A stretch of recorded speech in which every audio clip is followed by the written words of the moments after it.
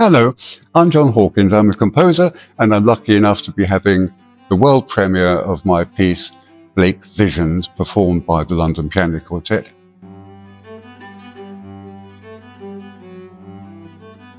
Conway Hall's been really important to me as a place to hear music. And for many years, I used to come to the Sunday concerts every Sunday religiously, which was absolutely wonderful, and hearing huge swathes of the string quartet repertoire here at the Conway Hall. Not long ago, I found one of my grandfather's diaries. Now, my grandfather died in 1922, can you believe? But he used to go to the South Place Ethical Society because the Conway Hall hadn't been built yet. So there's a long-standing family connection with the Conway Hall.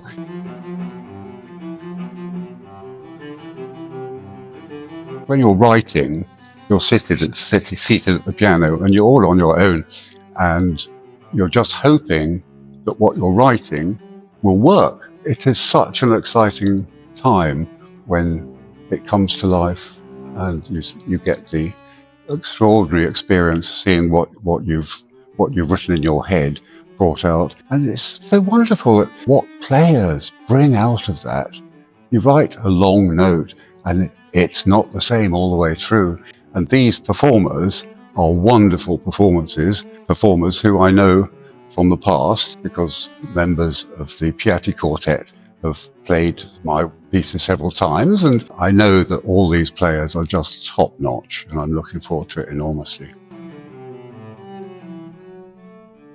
Blake Visions is 3 pieces based on 3 of Blake's images, because Blake, astonishing man, was not only one of the greatest artists England has produced, as well as being one of its greatest poets.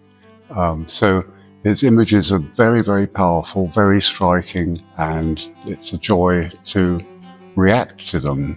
The first is called Pity. The upper part of the picture shows an angel lowering a naked babe into the arms of its clearly dead or dying mother, but around the angel are these extraordinary galloping horses which are wrenching themselves across the sky. In this first of the 3 pieces in Blake Visions, there's a contrast between the very gentle, pitying part, but also you've got the cyclist couriers of the air galloping up in the sky. So that's very, very fast and tempestuous sort of writing. The second piece is, I took the ideas from Blake's songs of innocence and experience, which many people are familiar with. One of those is about the piper. It is a sign of the innocence. You've got the innocent child piping, but then you get to the sound of experience, and the sounds are very, very different. There's a lot of powerful melancholy in that part. And the last one is perhaps the most extraordinary image of them all, which is the ghost of a flea. He was not given to visions, as befits a visual artist. He was talking to a friend of his, and he suddenly interrupted and said, sorry, but I've just seen the ghost of a flea, and I'd like to draw that. He then also made a painting of it, which is tiny, it's only that size, but he makes the ghost of a flea look enormous and muscled and powerful and drinking blood from a basin that he has in front of him. It's the most extraordinary picture. And it's always interesting, I find it interesting, when you have the relationship between the visual and the oral.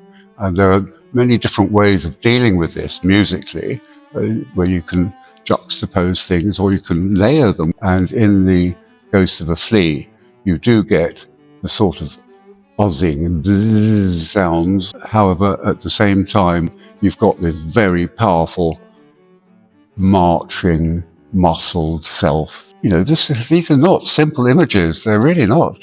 And it's a wonderful thing to actually be able to work with visually and musically.